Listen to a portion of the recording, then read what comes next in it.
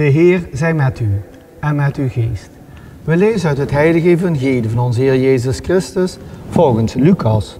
Lof zij u, Christus. In die tijd kwam Jezus in een dorp en een vrouw die Martha heette, ontving hem in haar woning. Ze had een zuster Maria, die gezeten aan de voeten van de Heer, luisterde naar zijn woorden. Martha werd in beslag genomen door de drukte van het bedienen. Maar ze kwam er een ogenblik bij staan en zei: Heer, laat het u onverschillig dat mijn zuster mij alleen laat bedienen. Zeg haar dan dat ze mij moet helpen. De Heer gaf haar ten antwoord: Martha, Martha, wat maak je je bezorgd en druk over veel dingen? Slechts één ding is nodig. Maria heeft het beste deel gekozen en het zal er niet ontnomen worden. Zo spreekt de Heer. Wij danken God. Goede vrienden, hier gebeurt eigenlijk iets heel moois, ook iets heel menselijks. Martha is druk bezig en Maria zit bij Jezus.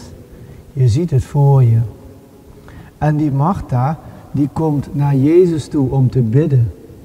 Ja. En zij bidt naar Jezus dat Maria toch alsjeblieft doet wat zij graag zou willen. Dat kennen we. Dat wij graag willen dat andere mensen doen wat wij graag willen. Maar zo werkt dat niet, zegt Jezus. Wat maak je je bezorgd en druk over veel dingen? Slechts één ding is nodig en Maria heeft het beste deel gekozen. En dat, goede vrienden, daar gaat het om. Als wij bidden, kunnen wij eigenlijk alleen maar bidden.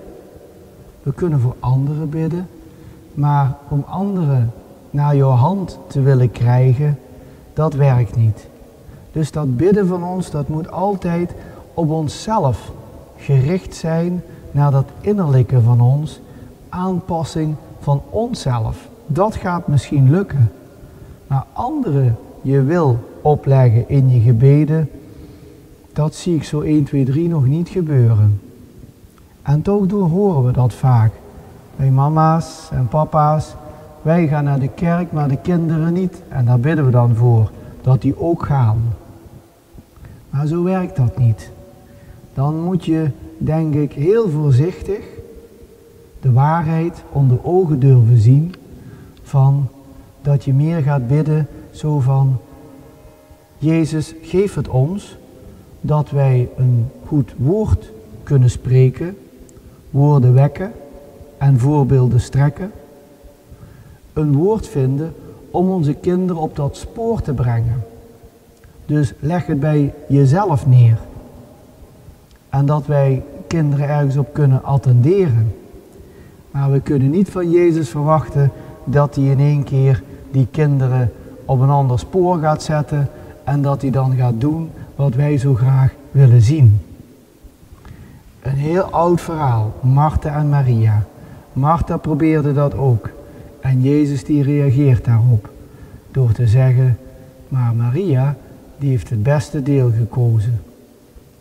En dat is denk ik heel belangrijk, ook in ons eigen bidden, dat wij ons mogen aanpassen aan de omstandigheden om ons heen, om zo die boodschap steeds duidelijker zichtbaar te maken, op die manier in ons eigen leven en in dat van anderen. Amen.